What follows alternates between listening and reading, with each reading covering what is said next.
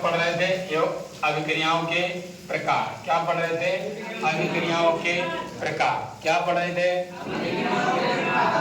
तो अभिक्रियाओं के प्रकार में पहला जो प्रकार है वह है योगात्मक अभिक्रिया। क्या है? योगात्मक अभिक्रिया। और योगात्मक अभिक्रिया किसे कहते हैं? जब दो या दो से अधिक पदार्थ या अभिकारक जुड़ करके या मिल करके एक उत्पाद का निर्माण करते हैं तो इसे हम योगात्मक अभिक्रिया कहते हैं। दूसरा प्रकार है बच्चों उत्क्रमणीय अभिक्रियाएं। दूसरा प्रकार कौन सा है? उत्क्रमणीय अभिक्रियाएं। दूसरा प्रकार कौन सा है? ठीक है, तो दूसरे प्रकार में क्या कह सकते हैं? वे अभिक्रियाएं जो अग्र और पश्च दोनों दिशाओं में होती हैं, या ऐसे ना बोलकर ऐसे कह सकते हैं वे अभिक्रियाएं जिनमें अभिकारक उत्पाद में और उत्पाद पुनः अभिकारक में बदल जाता है, तो इसे हम क्या कहते हैं? क्या कहेंगे? उत्क्रमणीय अभिक्रियाएं कहते हैं। इसी उत्क्रमणीय चिन्ह यानी कि रिवर्सिबल एरो द्वारा प्रदर्शित करते हैं। ठीक है ना। फिर आता है अनुत्क्रमणीय अभिक्रियाएं। कौन सी अभिक्रियाएं?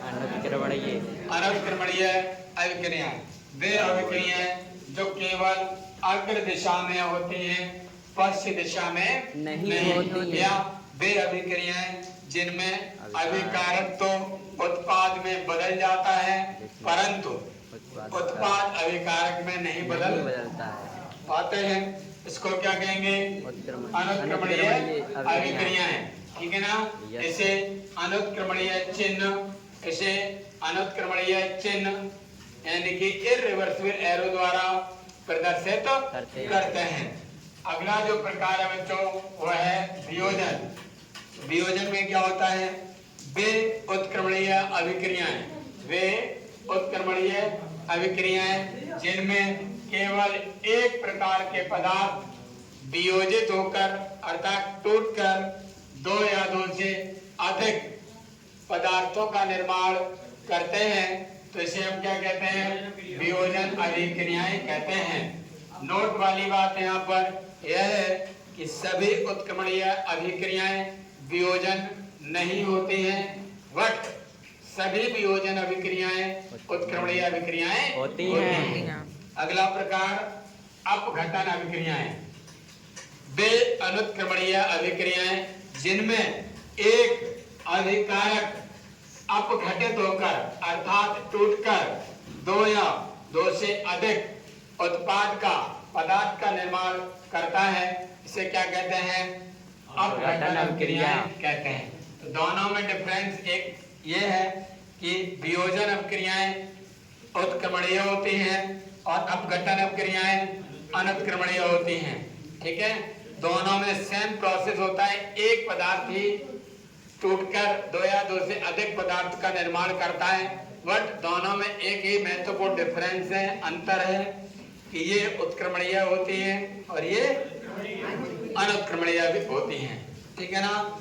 अगला प्रकार है विस्थापन या प्रतिस्थापन अभिक्रियाएं। कौन सा प्रकार है?